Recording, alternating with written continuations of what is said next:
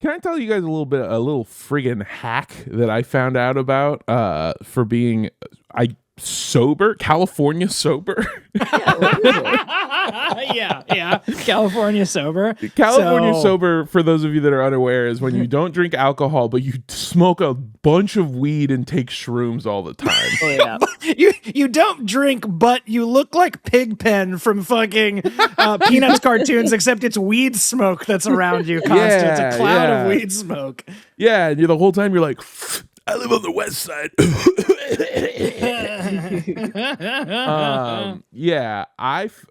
I went to a holiday party for my company, and I no longer drink. I'm no longer allowed to drink alcohol, which is a pretty terrible, awful curse to put on a guy who just always seems like he has a beer in his hand, spiritually. Yeah. Yeah, exactly. You are kind of like a living embodiment of a beer commercial where it's like, man, the vibes here are fucked. And then Mondo goes, oh yeah, and a beer appears in his hand, and suddenly everything gets cooler. I do, and it takes place in a literal cooler, and that's the whole advertisement. Yeah. I do feel like I was created in a lab to test out new types of Bud Light. I really do feel that. Mondo was conceived the same day as the Bud Light Lime went into production on the back end, when the formulation was complete, and they were like, by Jove, we've got it, and Mondo started. His single soul became two. Bud Light, Lime, and Chemical X created the ultimate drinking machine.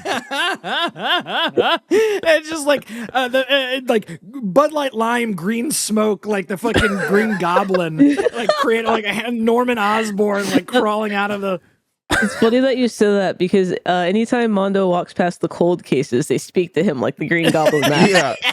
And I look at the cashier and I go, I'm something of an alcoholic myself.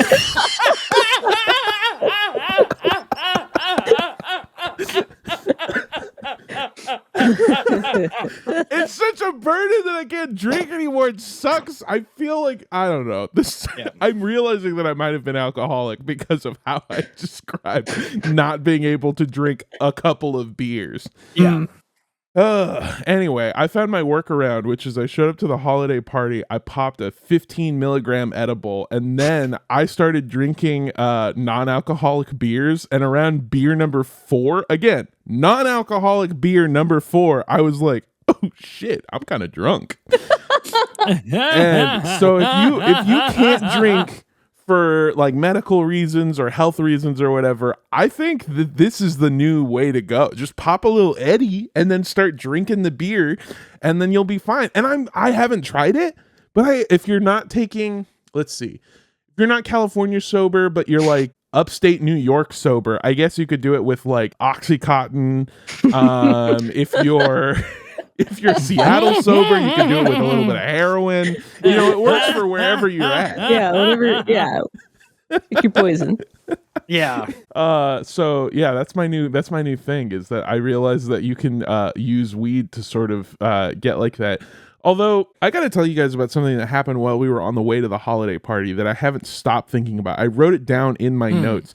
We got into an Uber on our way to the holiday party, and the Uber driver was kind of he kind of was swerving a little bit and not driving super great. And I don't know. I don't think he was drunk. Okay. But he hit, on the freeway where you have that little thing that's it's like the curb. It's like the bumpy part of the freeway. Yeah, the drunk bumps.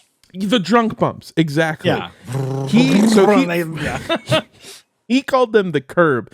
He hit them once, and we all went, whoa. Whoa. And then just trying to be careful. I don't know why I said this. I probably shouldn't have said anything. Was like, oh, careful. I think I saw a cop a little bit back there, so you don't want to, you don't want to drive. And he goes, oh, no, you're good. You get 2 of those. Everybody gets 2 of those. And I went, what do you mean? What? And he goes, yeah, you can hit the curb 2 times, because if you hit the curb once, it's just an accident. But if you hit the curb a second time, then it's whatever, So everyone can make one little big mistake, and then you're fine. And then the rest of the Uber ride was in complete silence. Yeah, I bet, because a psychopath was driving you. Yeah. Everyone, and I'm picturing him talking, everyone can make two mistakes. You hit one little mistake and then one big mistake, and they take you away and they put you in that room and they give you a little Dixie cup full of pills.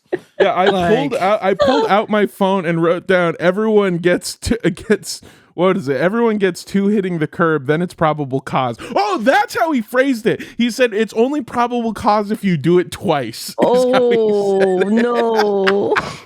Information I'm worried you have. Like, you know what I'm saying? Like, you know that, and that's not true, by the way. Yeah. First of all, I don't think that's true. Second of all, if it is, you shouldn't know that. Like, that does not instill confidence in me. God. Oh man. That's so good. This is not as interesting an Uber story, but also Ubered to a company Christmas party last night. And the Uber driver did something nice, which was let someone turn across 2 lanes of traffic to turn around. They weren't trying to turn around. They were trying to whip a Yui to parallel park. Basically, the Uber driver let them do a 90-point turn in the thing, thus like bringing us to an ass-grinding halt, and a bunch of other cars like backed up down the road. And I was just like, listen, normally I'm all for being like nice and like letting people do stuff in traffic. However, that goes weirdly out the window when I'm in an Uber. I'm like, no. In this rideshare, I need you to be as cutthroat. It is Mad Max Fury Road out here. Right? And like when I am in the back of an Uber, my desire to like be nice in traffic, I'm like, no, gun it and cut this person off. Yes. You microdose wealth at that point. Like that's why I wish people are like that. You're microdosing being a billionaire.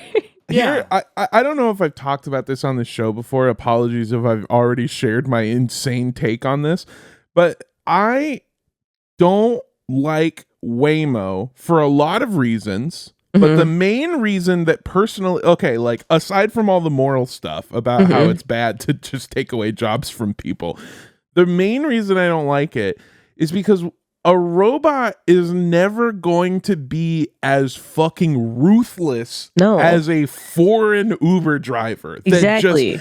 I like having a driver that you could tell had to escape in the middle of the night from a war-torn country because they know how to get me to where I'm going fast. Again, it's the whole thing we talked about it on a different episode of like, no, I'm sorry. I do think that the people who have driven in the country where the lanes are simply a suggestion are the better drivers. Yes. They know survivability and tactics that we've never had to perceive.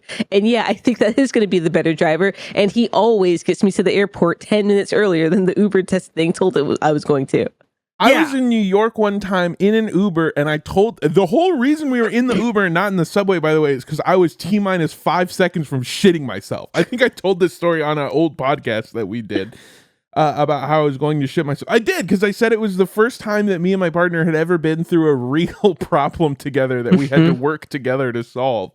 But we got in that Uber. I told the Uber driver, I'm gonna shit myself, and he went, got it, and then started running red lights. Shitting in his only car he had. Exactly. A Waymo doesn't give a fuck. A Waymo. I'm sorry, I didn't understand that. Fuck you. No. Here's the thing. I don't like Waymos for many reasons, mostly because I think if you use them, you're racist. And do I have proof for that? Yes, I live in Austin, Texas, and I've only ever seen white people getting out of them. Yep. And I think they don't want to have to talk to people who aren't like them. And do I think that's indicative of an internalized racism and bias that they have? Absolutely. If I see you get in or out of a Waymo, I immediately think you're a worse person. I do like the flip side that we've had on the situation now, where every time somebody does something kind of fucking stupid or is driving slow or shitty in a car now, I do look and I do see the spinning cameras, and it's my new racism. It's my like, of course, it's a fucking robot. Like, I love cutting a Waymo off because like, ooh, please hit me so we can turn the tide on you people. Oh yeah, I brake check them. Fuck you. No, if I need to get somewhere, you're right, because the Waymo's never going to be as ruthless as cutthroat as especially in Los Angeles, California. Yeah. Like someone described it traffic here very well.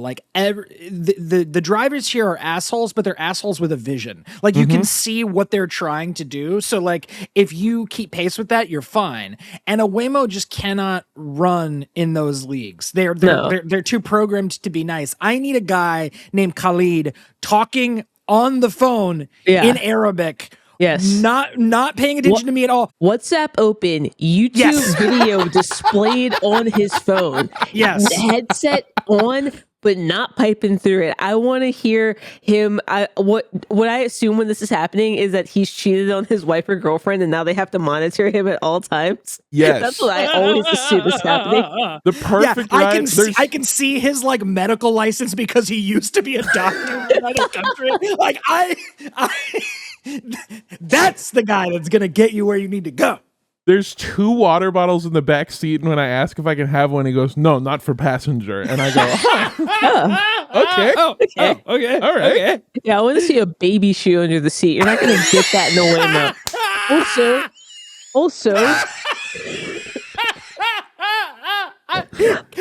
Kids' homework stuffed in the pocket. Yes. Also, a Waymo killed a cat a couple of weeks ago. A famous one. A famous cat called the mayor of 16th Street. His name was Kit Kat, and a fucking Waymo hit him. That alone should have been enough to issue a Butlerian jihad against all technology. Butlerian jihad now. Please. And you know what? I want to put that in all of my social media, but we have such an illiterate population that I would just end up on a no-fly list for having the word jihad in there because no one's ever read a fucking book. You're also friends with me, so I think that you're going to get super searched. Super put on the list, yeah. They have video of them killing the cat. That's so fucked up. Absolutely. Yeah, of course they do. It's covered in cameras. It's a fucking walking surveillance car. Also, I also have to be I'm so cynical too because I see those Waymos and I'm like, that's being piloted by somebody. There's no way that's an automatic car. I'm pretty sure they are. There's someone driving that like a fucking RC car. There's just no way. It's like the dumb fucking robot that's just a guy in China living in your house without actually being there. Have you seen those? Maybe one of the best videos I've seen recently was that stupid fucking Tesla robot that did this motion and then fell over backwards because the autonomous robot was obviously being piloted by someone with a VR headset and took the headset off. And so the robot mimicked taking the visor off and then just fell straight back. It's like, oh my gosh. My favorite is when drunk people just beat the shit out of him in the middle of the road. Those are my favorite. It doesn't happen in Austin because everyone here is tech cucked and they're nice to it. But everywhere else in the country where people are good, they berate and abuse these things. And I think that's what we have to do. That's what we should be doing. I have an awful stupid thing to admit. Okay. I am nice to the delivery bots. I'm nice to the little ones, the little guys that look like a Star Wars robot and they're on 4 wheels. On an RC car, yeah. Yeah, I'm nice to them. And here's what's fucked up. I used to hate them. I used to hate their stupid dumb asses, and I thought about drop kicking them every time I saw it. And then they got me. They put a face on the front of it. They put a smiley face on the front of it, and I get you. That's a nice little guy. Those are piloted by people. That's been proven. Those are piloted by like a fucking guy. Those are done. The Waymos, I don't know. I'm not gonna weigh in on whether I'm not gonna Waymo in on whether or not they're piloted by like somebody playing a video game. But I will tell you that I do know that from experience, we Andrew, you and I have a shared friend in common who has been on Waymo from the beginning, despite all of the times that we've made fun of him for it. He told us very early on, maybe last year, that he was in a Waymo that decided that it needed to do a U-turn and then immediately got stuck because all of its sensors were telling him that he was surrounded by cars and it didn't know what to do. So then it just stopped sideways in the middle of the street, and he needed to call support on the Waymo, and then somebody needed to remote in to then drive the car manually out of its situation and then release it back to the robot. So I know that I know that at least sometimes that does happen. I also wasn't aware of what he was how he was telling the story, and I missed the part where they remoted in. I thought they sent a guy to get in the car. To get in the car. Also, why couldn't someone have just gotten in the car and done that? Yeah, why couldn't we just have an Uber driver? What's stopping me from getting into the front seat of a Waymo? I was just thinking that. I think it would probably shut down. Yeah, the steering wheel becomes electrified. It stuns you out of. Did you see that? Did you see that thing where like 40 people ordered Waymos to a single? It was like a one directional road, and they all got jammed because they thought that they couldn't get out. Oh yeah, and they just like took every Waymo in the fleet offline for 6 hours or whatever. Yeah, genius. That's part of the Butlerian jihad that we should all be doing. I fucking hate them. The thing that I hate the most, and this is a stupid complaint, I get it, but like I love how much we were talking about it earlier. I love how much personality you get with an Uber car. Mm-hmm. I love when I order a car to either go to or from an airport somewhere, and then they were not aware for some reason. They're surprised that I have bags. They're always so surprised that I'm like, can I put these in your trunk? And then they open their trunk and you're just like, huh, murderer, right? Like you're a murderer? Like these are the tools you use to murder? Interesting. I have one caveat to the Waymo discussion because my partner has taken Waymos before and takes Waymos occasionally because she is a woman. Mm-hmm. And has had one too many experience. Like until a Waymo can drop you off and go, is this where you live? Do you live with a boyfriend? Is there someone up there waiting for you? Like until they can do that and have the creepy things that like Uber drivers will say to women, like when they drop them off, it's like, actually, I'm at the end of the block, and have them drop like a fucking block away so that you can walk back to your apartment alone, and have this like creepy dude know where you live. Yeah. That actually makes sense to me. Dude, you know what? I've had this thing happen now that I live with my girlfriend, where if she goes and gets the Uber order, like the food from downstairs, she always comes back with a horror story. Mm-hmm. Yeah. Of just what is usually again because of her first name sounding Hispanic and the way she looks Puerto Rican, is a man complimenting her inappropriately, usually in Spanish, and her coming back upstairs and me being like, man, he knows the gate code. I'll caveat a little bit, and I need to be so clear. I'm not excusing the creepy behavior of men who work in these things because I know they fucking suck. I will say it's kind of hard to not compliment somebody in Spanish without it sounding like the absolute worst, creepiest thing you've ever done. It's just a romantic language. It's just something about the word bonita. It just sounds a little...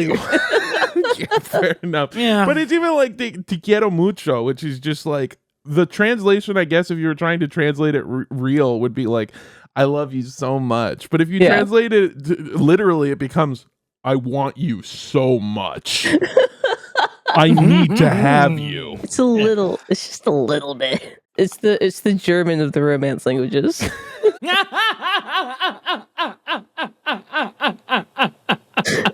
Such an aggressive link.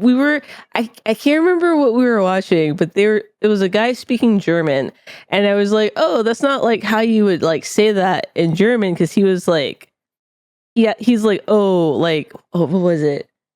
Oh, he said like the direct translation, which was like, oh, my name is Mark. But you wouldn't say it with like direct translation of like, my name is whatever. Mm-hmm. You just say, I am. And then you don't say, what's your name? You go, who are you? What are you called? And it's just a lot more, it's just a lot more. It's not like I'm from this place. It's like, I hail from here. And it's like, okay, right. Yes. Yeah. It's I feel like that's how the Spanish comes across. Well, it has it's so declarative and aggressive, and there's a gravitas to it that doesn't have like a a direct like English comparison, like or just like colloquial, like in colloquial speak, has no equivalent, and so it comes off there's no finesse. Everything is all the opposite of Japanese. The most efficient language in the world. Yeah, no, the most workaround language in the most implying language in the world. Yeah, there's a lot of things that don't necessarily have direct translations, especially in Spanish. Like in English, if you were like, for example, like if you ever listen to like English music, if you're trying to like, if there's a sad song or something, there's usually like a line in English that's like, "I miss you so much. I don't know what I'm going to do without you. I can't live without you." In Spanish, it would just simply be,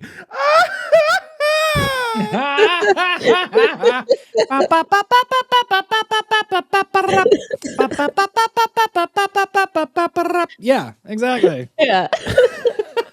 Yeah, it's hard to translate. It's hard to translate. Especially when you only have a 10-second window of handing the food to someone and walking away. God, like you can't. Listen. It doesn't translate. I'm translating. Oh my God. You guys ready to do a podcast? Yeah. Let's go. Hell yeah.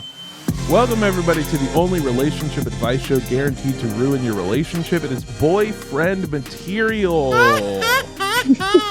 Yeah. I don't know what that was. I am your barely bilingual boyfriend, Armando Torres, and joining me as always we have I am Androsis. I hail from San Antonio, Texas.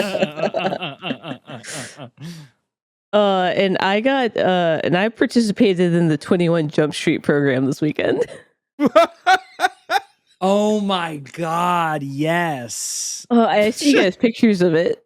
Yeah. What did you what so you sent us a text that just said, "I'm at a 22-year-old's birthday party." Yeah, I did. Well, which means that person was 21 the previous day, which is disgusting. Oh my so you're broadcasting right now from jail currently? Yeah, right? No, I should be. So my boss, who just turned 23 himself, kill myself.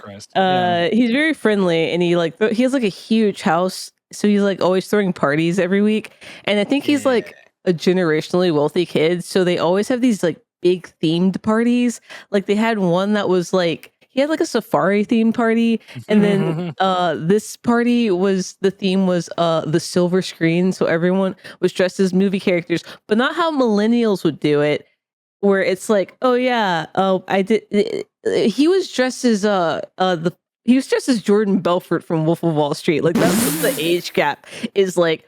There was a Jordan Belfort. There was a guy in a really good Ned Flanders costume, though. And then everything else was just kind of like, oh, okay. And then this one couple did a very, very, very good Mermaid Man and Barnacle Boy costume. That was fantastic. Nice. Not from the okay, fine. From the movie, because they also had a shirtless guy dressed as David Hasselhoff. It was a whole thing.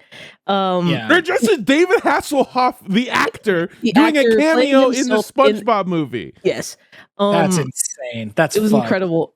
So yeah. Also, I'm sorry. Jordan Belfort costume is guy in suit. That is the weakest shit imaginable. Well, no, but specifically Jordan Belfort in the middle of the movie where he's having fun and the tie is super loose and his shirt's half tucked because they're throwing small little people at a wall covered in Velcro. Okay. And doing cocaine off of women in the bathroom. It's fine. I'm back anyway. Yeah, it was a good time. I feel like I was the oldest person or the second oldest person there. There was someone there who was also 30 something. I don't know what his relation to these people were, because again, I am hired by one of these children. But they're all very nice. The thing that was throwing me was that when I walked in, Bedrock was playing, like the song from like 2011, Bedrock, Young Moolah, Young Money Crew. Yeah. Like back before any of those artists were like single artists and they all had to be in a group together before they had like their own careers. And I was like, okay, maybe that's like a fluke. And then the entire rest of the night just was songs from 2007 to, I would say, 2015 at the latest, which is like peak music that was playing like when I was in college. Like they were playing songs that came out when I was in college, and I was like, have they just not made bangers since 2016? It was 2016 the last year of the party song, because again, quite literally every they played To the Window to the Wall. That song is older than everyone in that room. Get Low. They played Get Low, which again is older than everyone. That they played the Whisper song. Every single song they were in middle school maximum when they came out. It was infuriating. Okay, so but to your point, they stopped making party bangers in 2016 because that was the last time anyone could feel even remotely optimistic. It was about the last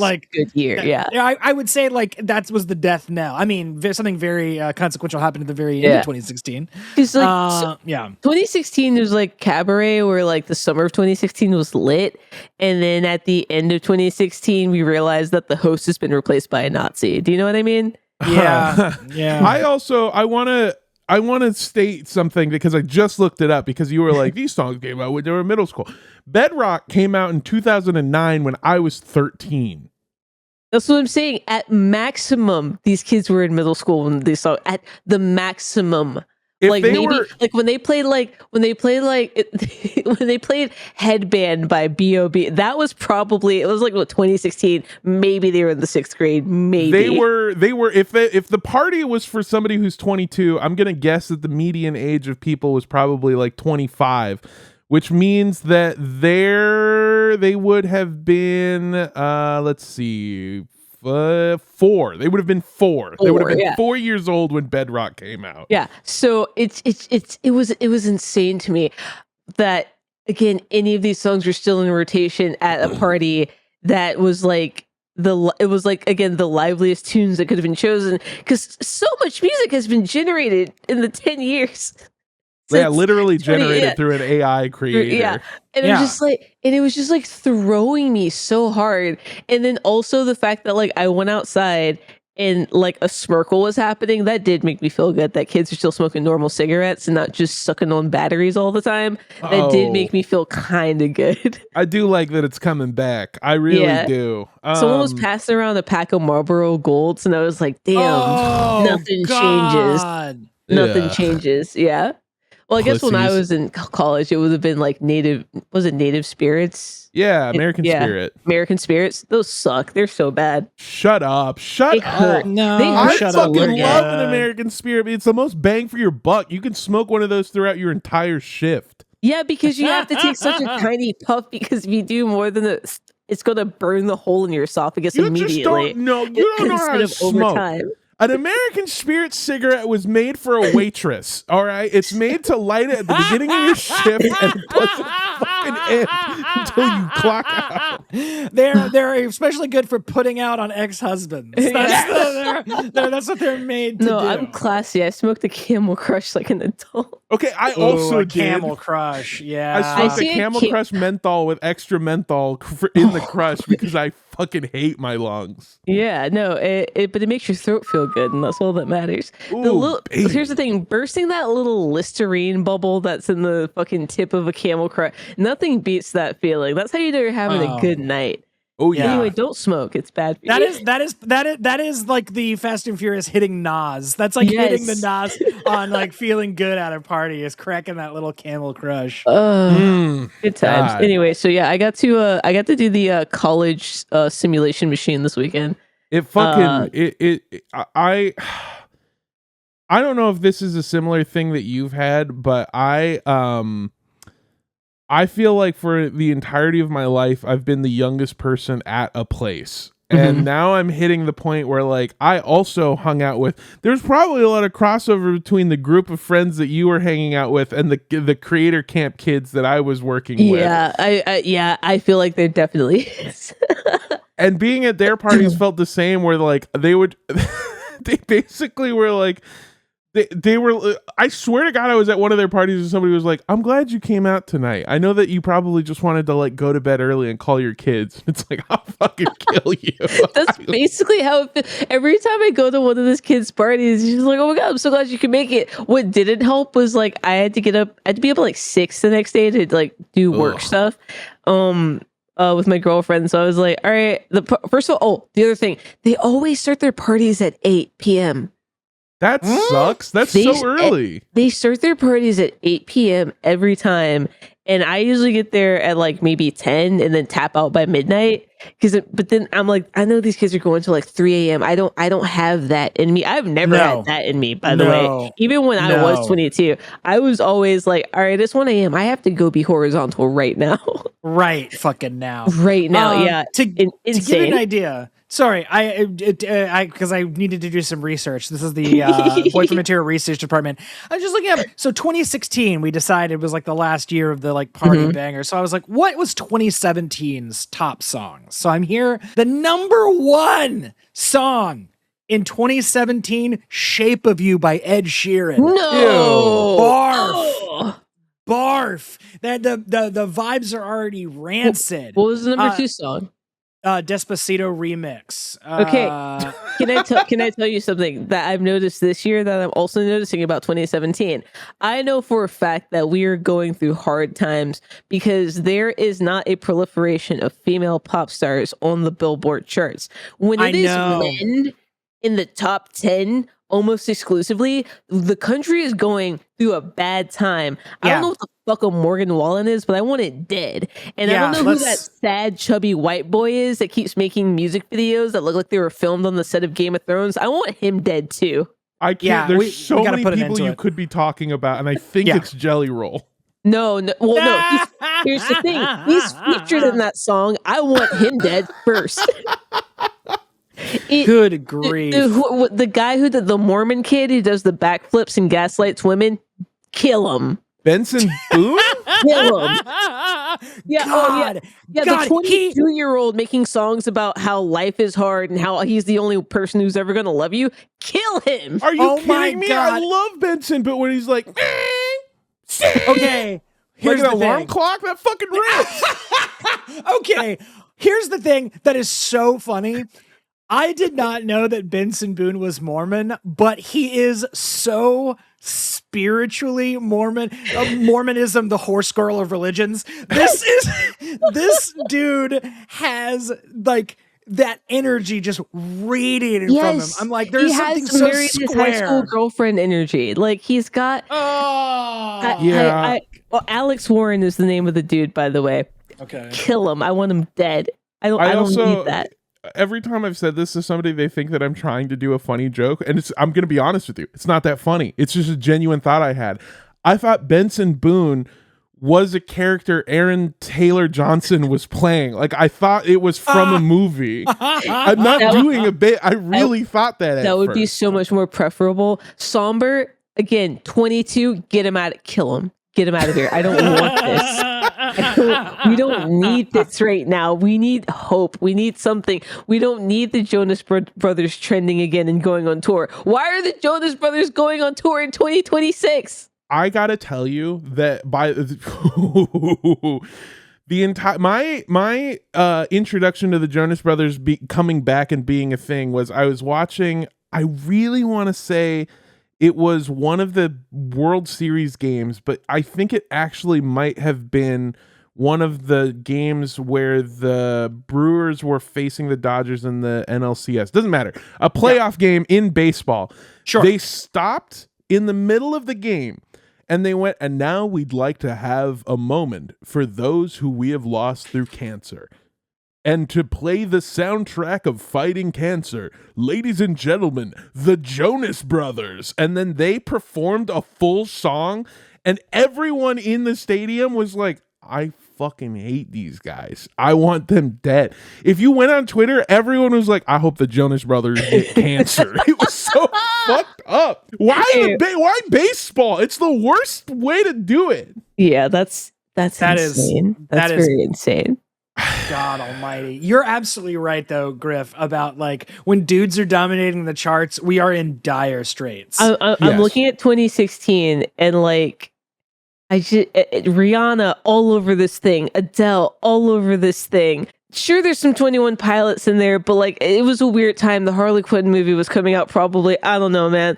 Look at this. 2017. This is science. We are doing scientific research. 2017. There is not a female artist in the top 10.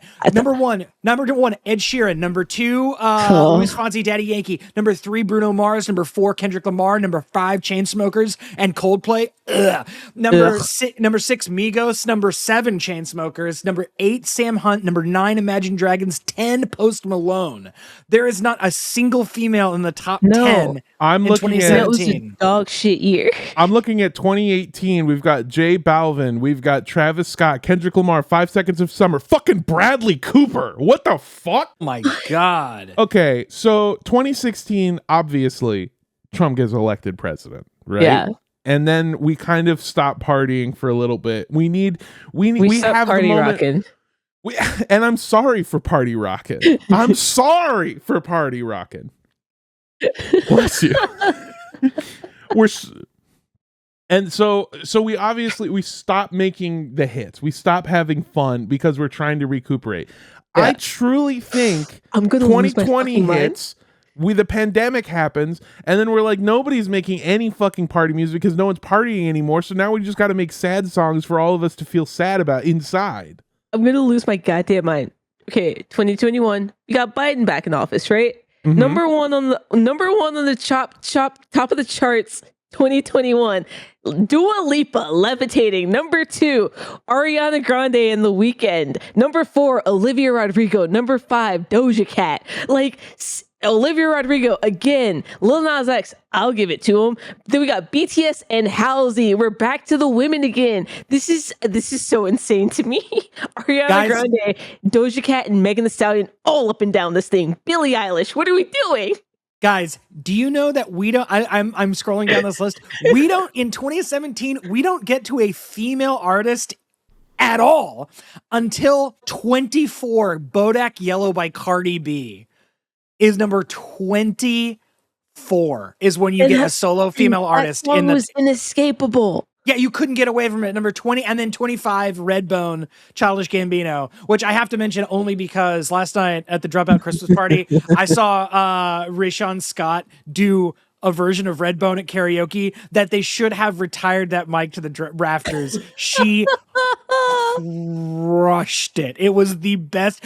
It is the only time I've ever seen someone perform at karaoke where I wanted to go get people to come listen to someone do karaoke. Like where I was like, if you're inside right now, you're missing a performance. Like it was incredible. Anyway, God, I wish you had showed up when on Tuesday. Yeah, Tuesday. On Tuesday, Andrew, my partner, and I went to go see Knives Out, the new Knives Out in theaters. Yeah. And we went to the Alamo Draft House, which has a bar attached to it. Something I didn't know is that on Tuesday nights, they do karaoke. So we walked into the movie theater to hear the absolute worst rendition of Hey Ya by Outkast by a white woman. Baby. I didn't know you could sing Hey Ya off key because most of it's not even. Most of it's talking. Yes. Yeah. It's like, all right. You're like, I'm like, oh God. We went to karaoke for my friend's birthday on Thursday, I think. And it was awesome because it was like dive bar karaoke, and it's like a place that has regulars. But the funniest thing that happened was this white man went up there. I'm dropping the whole government. They called him Howie.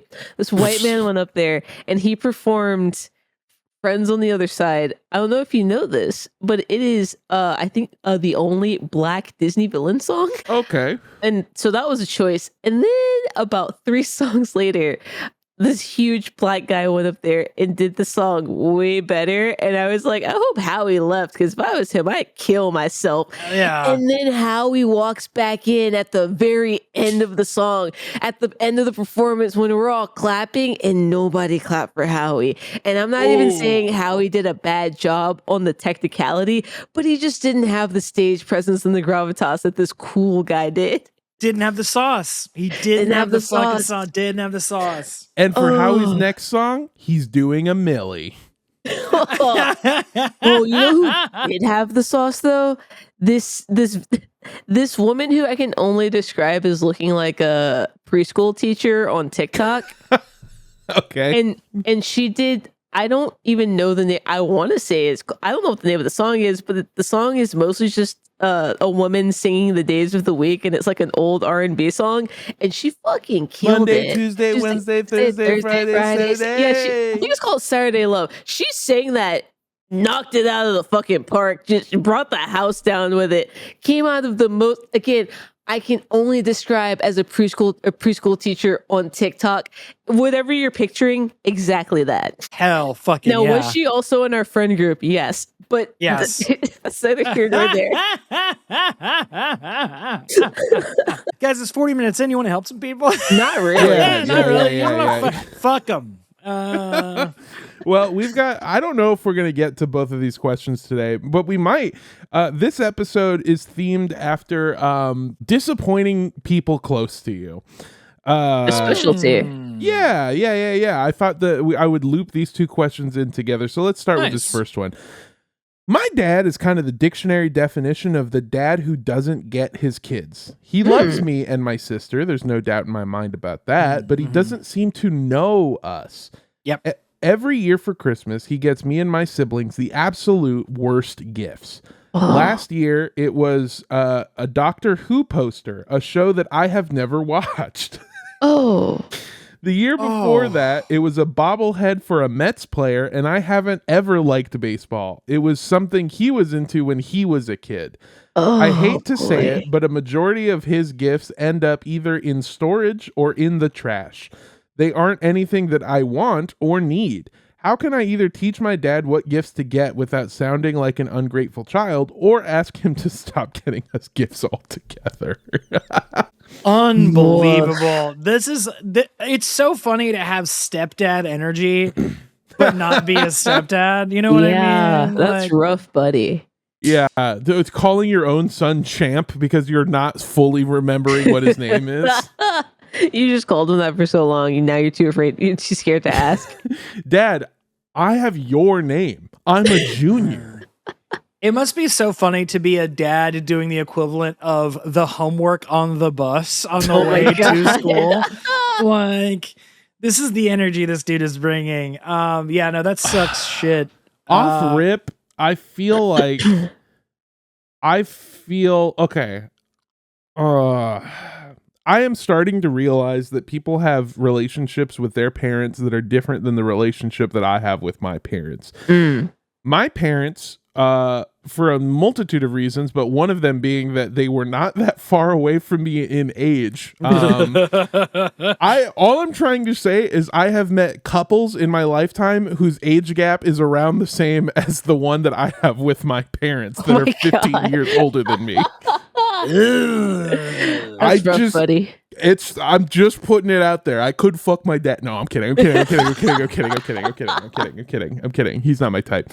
So I am not that far away from my parents, and so we have kind of and also especially me and my mother, we have a relationship where we were always like, okay, I got to be so clear. I respect my mom. I'm not one of those people who would be like, fuck you, mom, you're a bitch. But my mom was always like my friend. You know what I mean? Like, and I mean that genuinely. Like, my mom was always one of my friends, and my mom. Yeah. So if my mom got me a bad gift, I don't think there would be any weirdness to saying that to my mom. Okay. But I also understand, I've been learning that other people don't have the same relationship with their parents. And I think that your dad doesn't know you, and taking the time to get your dad to know you is going to be so much more uncomfortable and so much more effort than you might be willing to give, that at a certain point, I think you gotta just keep throwing away the presents and keeping like 1 or 2 of them every year to put up whenever he comes over. Which, by the way, it doesn't sound like he does. No, as a dude, as a man, speaking to my genders, especially to like the sort of present yet simultaneously absentee father aesthetic that this guy is rocking. Biological stepdad, please. Yeah, exactly.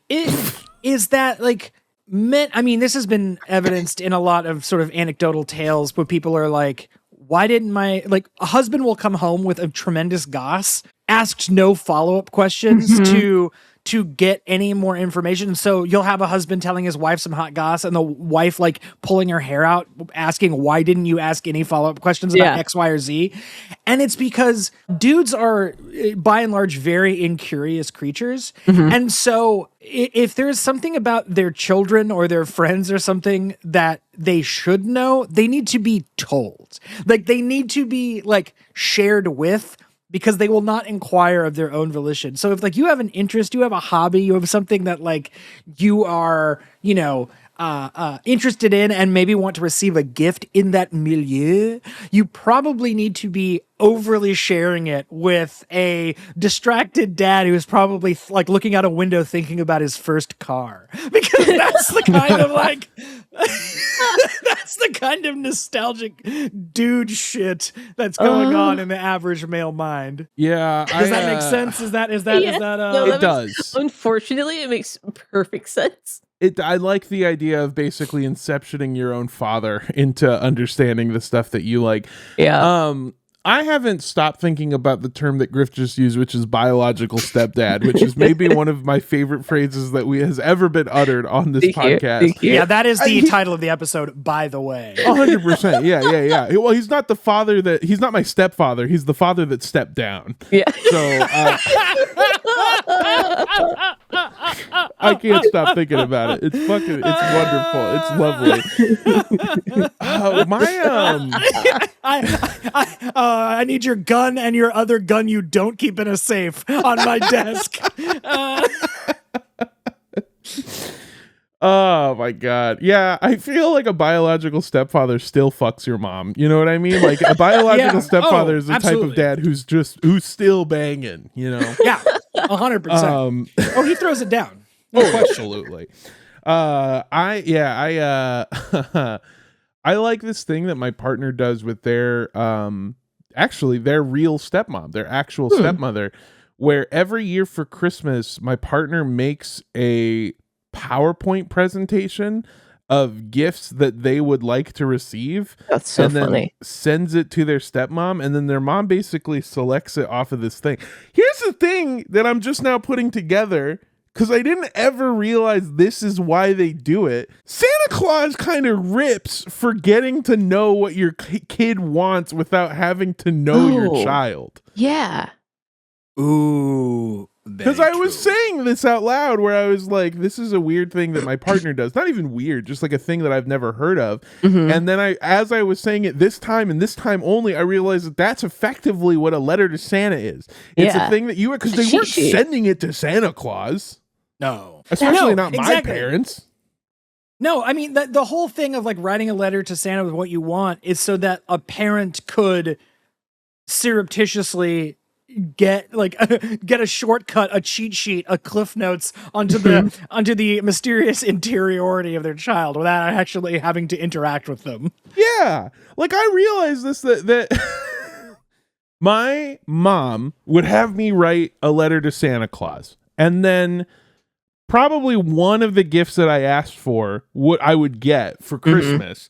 And that would always be from Santa. But then my dad would also get one of the gifts off of that list, and I realized that he would always put it from Dad because he wanted the fucking credit for it. Of course. But yeah, holy shit. Maybe we gotta bring back the list to Santa. I think so. Like, I feel like My mom's like at the point where she just sends a group text to the family of like, what do you want this year? Like not even just like, what do you want? Like just tell me what you guys want this year. And if you don't tell me anything, you're getting money. Like that's at the point that my mom's at. But I feel like that's like a moms get to do that. Because by the time that you're a mom with the children at the age that me and my sisters are, I feel like you're so burnt out from doing Christmas. Also, my mom is like the oldest mom, so she's like the hosting family mom. So everyone always comes to her house for the holidays. So she's like, I don't want to think about any of this. And also, I'm wrapping the presents the morning of. There's not going to be anything under the tree. I already decorated it. Like that's where she's at in life. How old is your mom? Lucky if it gets wrapped. One time, a couple of years ago, she just put everything in like the gift bags. Sick, yeah. I was like, honestly, respect. I respect that. You've been doing this for 30 years. I respect that. You're allowed to. Also, you're the eldest daughter. I'm sure you've been doing it longer than that. How old is your mom? 100%. How old's my mom? 55? Whoa. Okay. Damn. Yeah. What is that old or it was I don't know actually. That seems young to me. My mom's always been like the young mom for me, and then like the older mom for my sisters, because we have like a 10-year gap between me and the baby. True. It's very funny when how that happens. I've always had young mom. I still have young mom because I don't really interact with younger people. I don't go to 22-year-old parties.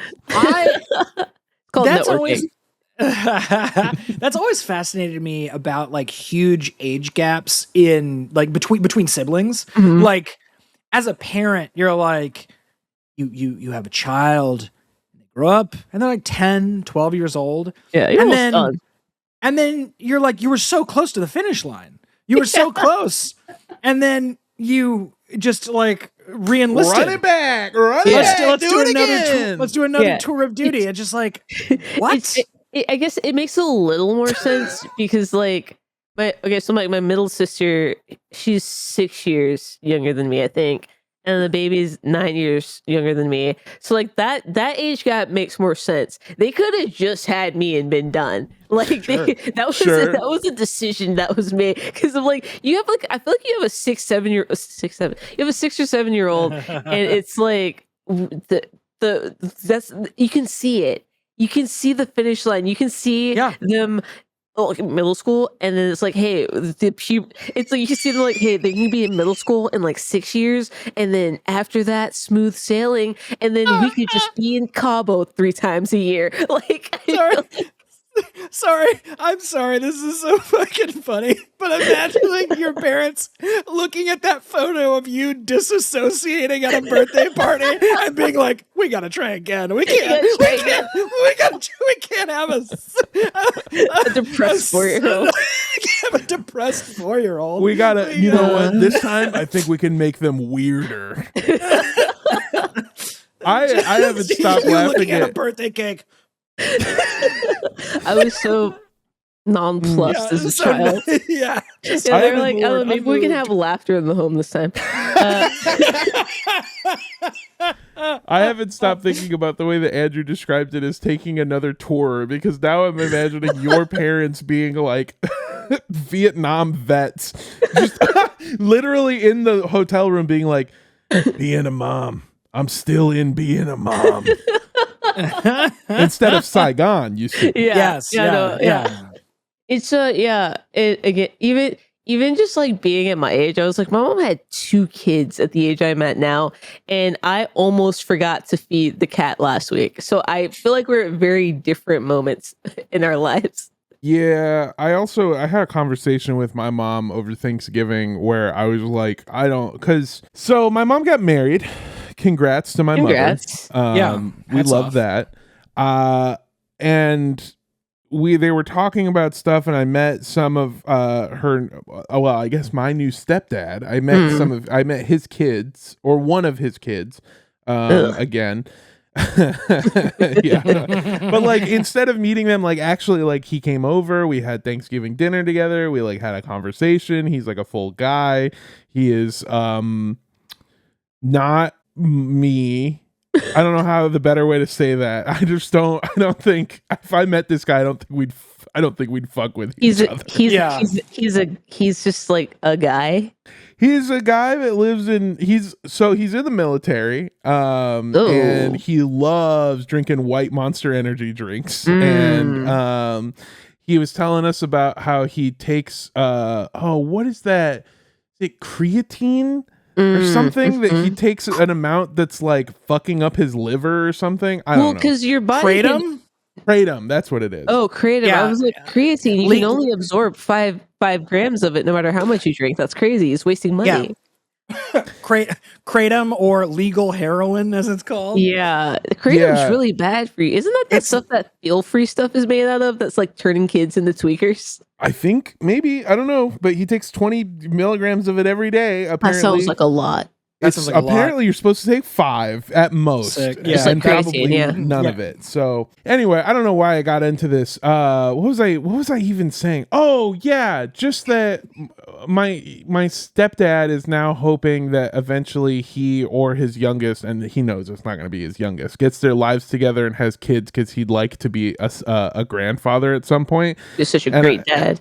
And I was like, we're probably not going to have kids, just so you know. And my mom was like, that's fine. I don't want to be a grandmother. And also, then she proceeded to lay out what everything cost when I was a kid, and then showed me what things cost now, and was like, I had you when I was very poor, and we very barely scraped by. If we're adjusting for inflation, you would be fucking dead, basically. Yeah. I'd be in jail because I would have, you would have died from neglect because I couldn't have kept you alive. I feel like, luckily for me, I have a big family. So like there's a bunch of like cousins who have had children. So my mom gets to like play with babies on the holidays. Also, I don't think she wants to be a grandma either. She's never said anything about it. She's never done the weird like, oh yeah, I just feel like when you guys have, she's never mentioned it. She barely likes having the dog around. So I feel like at this point she's hoping to become super untethered so she can just vibe like she didn't get to do because I ruined her life when she was 24. Oh my God. I was also just thinking about this the other day. Oh, literally yesterday I was describing it to somebody, and like, so when I was 24 years old, the pandemic hit. And then my adulthood came to a crashing stop, and I was forced to stay inside, and my life got put on pause forever. And that's what you did to your mom. If you were your mom's COVID. I feel like that's what having a kid is, right? Like it just kind of ruins everything, and like you've never experienced anything like that before, and you have to start being extra clean because this filthy thing's trying to kill you all the time. And you're so scared of dying all of a sudden. Yeah, it's I don't know. You don't. Oh, Mondo, you've never lived with younger siblings, have you? Not young like you're talking about. So I got to like, again, as with this age gap, you get to microdose parenthood because like, again, eldest daughter, you're expected to like take care of children at points. Okay, I did. So I was the firstborn grandchild by a lot, by way too much. But then after a while, my aunts and uncles, they started having kids at what I would call a semi-appropriate age. So by the time I was 10, I was taking care of 2 and 3 year old children. And I think by the time, let's see, that's not right. When I was... And you're the size of 16-year-olds. So. Exactly. Yeah. When I was 8, she would have been 4 and then 3. So I had, by the time I was 10, it was 6, 4 and 3, and then a 2-year-old. I was taking care of my 4 cousins that were essentially, they were like my little siblings because I spent all my time around them and I had to take care of them because I was the oldest one. And then, when Alexis found out how to turn off the fucking TV, I wanted to beat that child so bad. I wanted to fucking hit a kid. Is that, again, maybe that's why our generation doesn't want to have kids, because we all got our fucking Gen X parents front loading that onto us. Yeah. Yes. Yeah. Because they made the decision. No, but the fucking balls of my uncle. I just put this together to make me watch his fucking kids and be unemployed. Go fuck yourself. Wait, yeah. You got finessed. Unless you were watching those kids while he went to a goddamn interview, there was no reason. No, fuck that. And also, that's the dead one. That's the one with the Family Guy on the gravestone. I don't know if I told that story. Oh, yeah. Good. I still can't believe that that's a real thing and not something I stumbled upon on Reddit, but is a real thing that happened to a person I know in real life. Yeah, if I didn't, I feel like I don't remember if I told it on the podcast or just off the air and then shared it on the Discord, but my uncle has Peter Griffin on his headstone as the looking picture. Looking annoyed. Looking so annoyed. Yeah. Holy Rest shit. in peace. Yeah, gears grinded no more. Yeah, so call her, just tell your dad what you want for Christmas. Yeah, no. Be an adult. Send him an Amazon link or whatever. No, I really do think, but I really do think if you want to make it cute, first of all, bring your mom into it. And what you're going to do is be like, hey, I have a friend who has kids and they were bringing back the letters to Santa thing. And I remembered how fun that was for me when I was a kid. So I thought that just as like a stupid, goofy little thing, I would write you and dad a letter to Santa because it's like fun. It's like a fun thing that I used to do. So like I did it. Dear Santa, $80 cash, 2 Magic the Gathering Avatar The Last Airbender collector boosters, an RTX graphic card. Which you're not gonna be able to get, by the way. And, and 2 sticks of RAM. Yeah, 2 sticks of RAM. That'll cost you $2,000. Yeah, exactly. Yeah. And that might be all the question we have time for. We had one other question. What was it? It's long. All right, folks. That's all the time that we have today. That's the question that we're going to answer. Hey, do you have a question that you'd like to send in to us about the holidays? Or let's see, realistically, it's going to be either New Year's, or just regular questions from here on out. Only if I'm New being Year's honest. questions. Yeah, New Year's or the future. You can send those to midnightsnackcontact@gmail.com. That is midnightsnackcontact@gmail.com, all one word. If you want to help support the show, you can go to patreon.com/midnightsnacktv. I keep getting, okay, how do I say this in a way that doesn't sound ungrateful? I am starting to get mad at how many emails we get from Patreon about people subscribing to Patreon, because now I have to dig through our email to find questions that are sent to us, which is a good problem to have. That's a wonderful problem to have. Never stop. Please don't. And next time you start donating, think about like, I'm going to piss off Armando a little bit. And that should make you want to donate more. So, but also I cannot be more clear, jokes aside, how grateful we are that you choose to give us any amount of money. That is so kind of you. And it helps us live. It helps us survive. It helps Griff pay off their student loans. Just the interest. Sorry, just the interest for the student loans. It cannot be clearer. So go to patreon.com/midnightsnacktv or go to www.bigoldcocksanddicks.com. Yes. And then, hey, if you wanna help support the show in a non-monetary way, you can tell somebody about it. You can tell somebody to listen to the show. You can get the word out about us and our stupid, dumb bullshit, fucking cock fuck. That's all technical terms, yes. Yes. You can leave us a 5-star review or a comment wherever you listen to your episode. I love reading them. I go and I read them sometimes, and they make me happy, and I'm just glad that anyone enjoys the stupid fucking show that we make. So, yeah, go do that. And hey, if you want to find me, I'm online at Mondo Does Stuff, MANDO Does Stuff, all one word. This episode comes out this week, I guess tomorrow? No, 2 days from now. Mm-hmm. If you're in San Diego, I will be inside of you on the 18th. The city limits, that is. Unless. No. Yeah, absolutely. I will be in San Diego doing a comedy show at the American Comedy Company. That show I will be doing with my good friends James Schrader and this sucks because I just blanked on his name for a second, but it's Dallas McLaughlin. I love Dallas. I love Dallas. I love Dallas McLaughlin. I never forget his name. Dallas McLaughlin, by the way, was when I was a brand new baby comic and I had my first show over in Escondido, California. I was running a monthly comedy show. The first ever headliner that agreed to do my show was Dallas McLaughlin. And I love and appreciate him very much. And he's very cool and he's very funny. And I'm so excited to do the show. And if you like anything about us and our shit, you'll like that comedy show. So come out to that. Right. It'll be fun. It'll be a blast. That's December 18th. That's this Thursday at the American Comedy Company in San Diego, California. And then afterwards, I'm going to go get a bacon-wrapped hot dog off the street.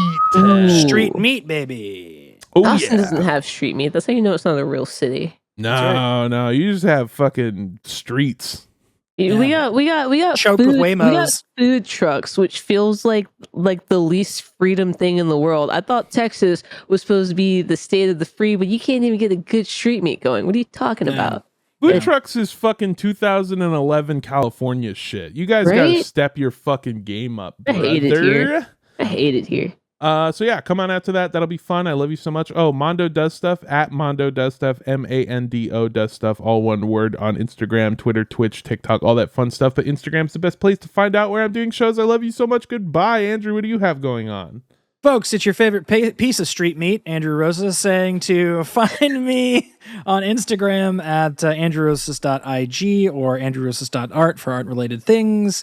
I have gotten a couple more commissions lined up for the new year. So hit me up on the Instagram if you'd like a commission here in the new year. It's rolling through them. I just did a couple of my favorite ones I've ever done of some really sweet pets, some really sweet good dogs and cats. Looking forward to doing more of that in the new year. Also watch Dropout TV. Go check out Make Some Noise and Game Changer. Still writing for those. It's a fun time. Griff, what do you got? I am the _indoor kid on all platforms that allow an underscore, and if it doesn't, just take it out. You can follow me there. You can tune in to me and my girlfriend on her Twitch. She is twitch.tv/blackcrystal with a K and an E, and you can figure out where those go. We are mostly streaming on Mondays and Wednesdays, except for probably last week and maybe even this week because we will be traveling. But definitely in the new year, come hang out. Come check us out. We're having fun. We're doing good stuff. It's a good time. It's a good vibe. That's about it. That's it for me. Go watch those gamer girls. Yeah. And until next week, we will see you next week. Bye, everybody. Bye.